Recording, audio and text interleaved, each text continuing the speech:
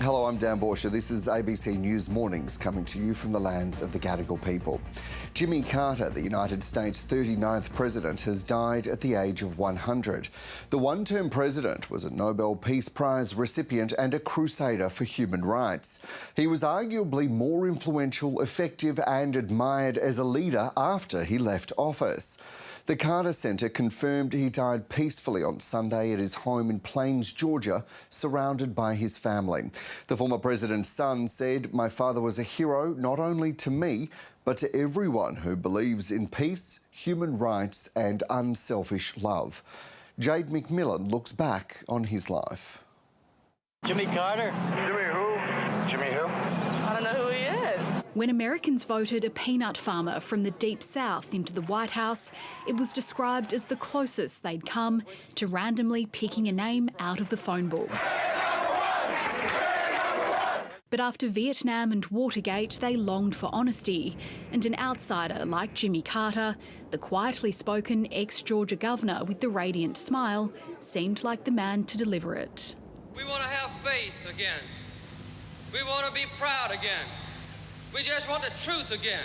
He grew up in segregated rural Georgia. Ambitious, he joined the Navy, serving in the elite nuclear submarine program. But after his father's sudden death, resigned and returned to run the family farm. Entering politics in the civil rights era, the wily Democrat and born-again Christian won a state Senate seat before becoming governor, partly by appeasing segregationists. But once elected, soon established himself as a politician with progressive values. The time for racial discrimination is over. From Georgia's governor, My name is Jimmy Carter and I'm running for president. he was the surprise Democrat candidate who vowed never to lie and who stunned pundits in winning the presidency with his centrist message and brilliant campaign. I, Jimmy Carter, do solemnly swear That I will faithfully execute that I will faithfully execute the office of President of the United States. the office of President of the United States. There were successes, an historic peace deal between Israel and Egypt and an arms control treaty with the Soviet Union. But his time in office is better remembered for a series of major challenges, including inflation, a global energy crisis, war in Afghanistan and US hostages in Iran. The capture of American embassy staff in Tehran by revolutionaries and a failed rescue mission dominated the last year of the Carter administration and contributed hugely to his defeat. The frustration that all Americans have felt, I think, has obviously been a negative political factor. But it was his tireless work for humanity after his presidency, resulting in the 2002 Nobel Peace Prize, that defines his legacy. He set up the Carter Center to advance human rights, advocating his enduring belief that conflicts must be solved by mediation and cooperation. With his wife Rosalind, whom he married at the age of 21, he was a volunteer, helping the needy at home and abroad. I've had a wonderful life. I've had thousands of friends, and I've had an exciting and adventurous and gratifying existence.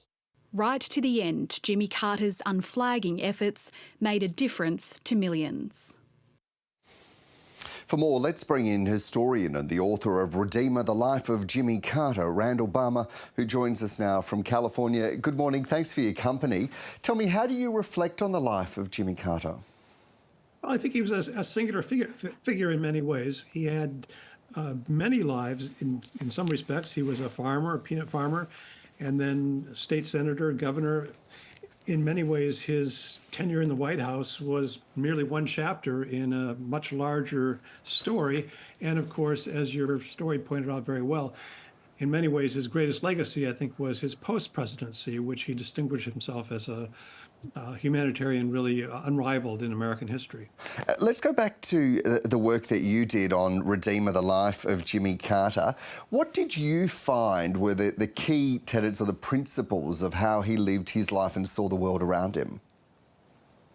Jimmy Carter's faith as a religion was very important to him, and it guided his political career and certainly his post-political career. That is to say, he identified himself as a Southern Baptist. He was a Southern Baptist, but he was also part of a strain of American evangelicalism called progressive evangelicalism, which has now sadly almost disappeared, especially with his death today. But Mr. Carter believed very strongly that he had a responsibility as a follower of Jesus to care for those Jesus called the least of these.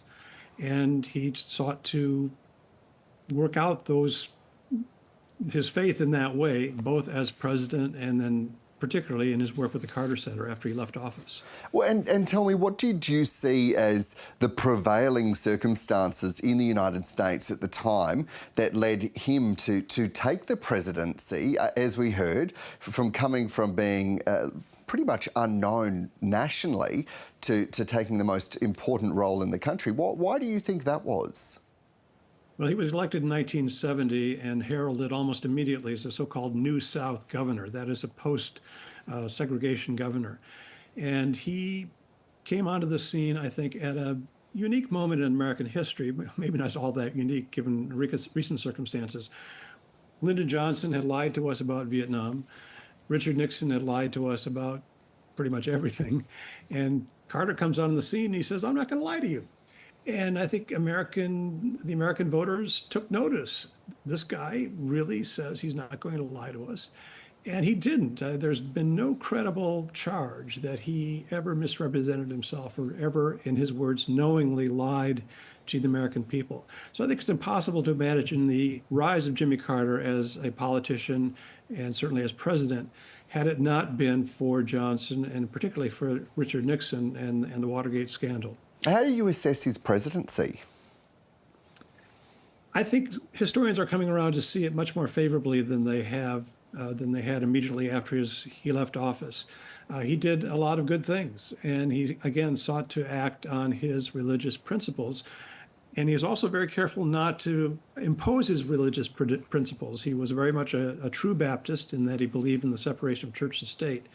But he saw, for example, early on in his presidency, that if the United States was to have any meaningful relationship with third world countries, particularly Latin America, we had to renegotiate the Panama Canal treaties and move away from colonialism.